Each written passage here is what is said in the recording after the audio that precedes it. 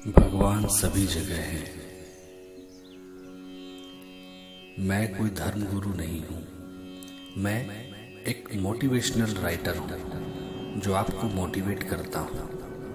मेरा उद्देश्य सच्ची घटना को आपके साथ शेयर करके और आपको मोटिवेट करना है। मैं केवल वही सच्ची घटना आपको शेयर करता हूँ जो आपकी प्रगति में सहायक सिद्ध होती है। कुछ लोग मानते हैं कि भगवान सब जगह है, प्रत्येक मनुष्य में नहीं बल्कि प्रत्येक जानवर, प्रत्येक पेड़ पौधे, हर कण में भगवान विद्यमान है। जैसा कि हमारे शास्त्रों और पुराणों में कहा गया है, भगवान हर जगह है। जब भक्त बुलाते हैं वो आ जाते हैं। कुछ निराशावादी व्यक्ति हैं जो भगवान को नहीं मानते हैं। वे हमेशा बोलते हैं भगवान दुनिया में है ही नहीं, भगवान है तो उसे बुलाओ, भगवान दिखते कैसे हैं, भगवान रहते कहाँ हैं। इस तरह की बातें वे लोग करते हैं। जैसा कि आप जानते हैं कि सफलता प्राप्त करने के लिए विश्वास होना बहुत आवश्यक है। बिना विश्वास के कोई भी सफलता प्राप्त नहीं की जा सकती है। महाभारत के युद्ध में अर्जुन को विश्वास था कि मेरे साथ भगवान श्री कृष्ण हैं, इसलिए मैं हार नहीं सकता हूं, और अंततः वो जीत गया। एक विश्वास के बल पर ही आप बड़े से बड़े लक्ष्य प्राप्त कर सकते हैं। जैसा कि आप जानते हैं, जिन्हें विश्वास है उसे दुनिया की सभी सुख प्राप्त होते हैं। जो भगवान को मानता है उसमें विश्वास रूपी शक्ति होती है। भगवान सभी जगह है।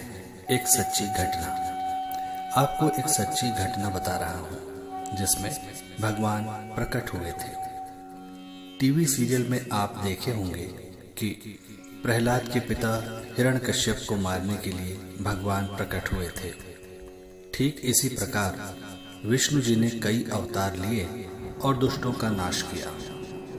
रामायण महाभारत जैसी कहानी हम पढ़ते भी हैं और सीरियल भी देखते हैं। ये घटना कई युगों पहले की बात है।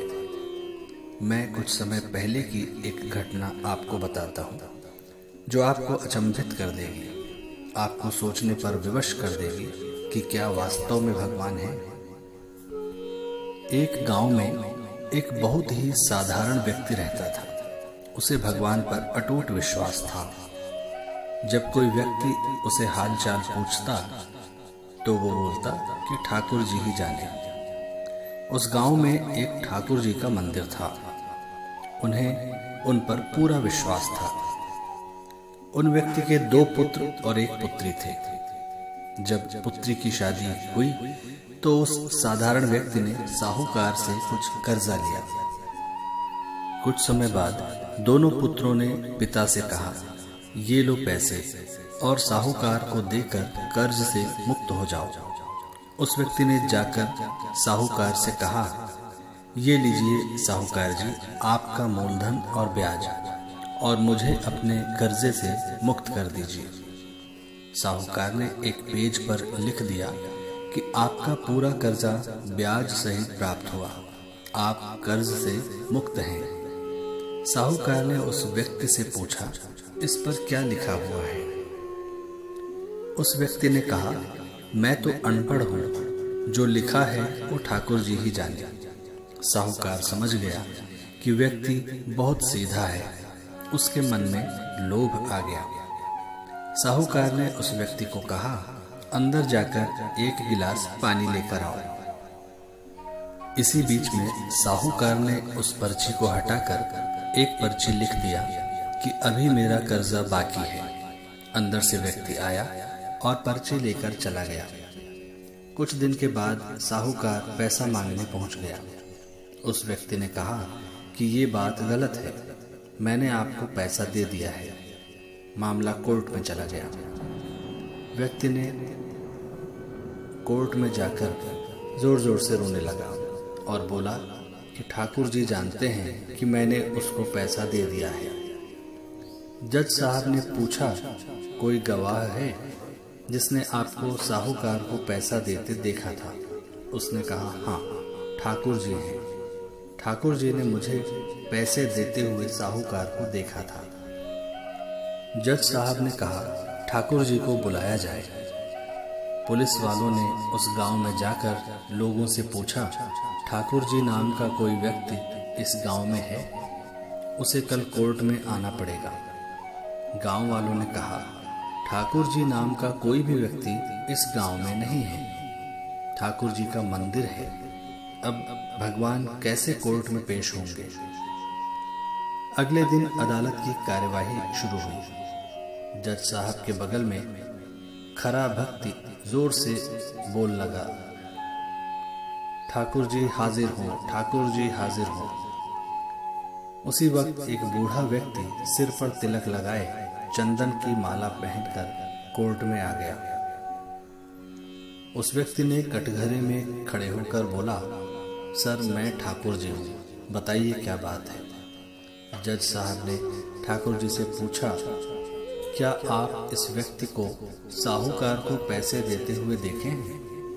तब ठाकुर जी ने कहा, हाँ जज साहब, मेरे सामने में इस व्यक्ति ने साहूकार को पूरे पैसे ब्याज सहित दे दिया है।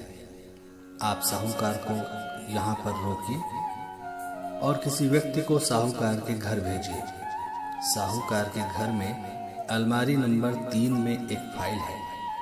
उस फाइल के 22वें पेज पर वो पर्ची रखी हुई है जिसमें लिखा है कि ये व्यक्ति ने ब्याज सहित पैसा दे दिया है।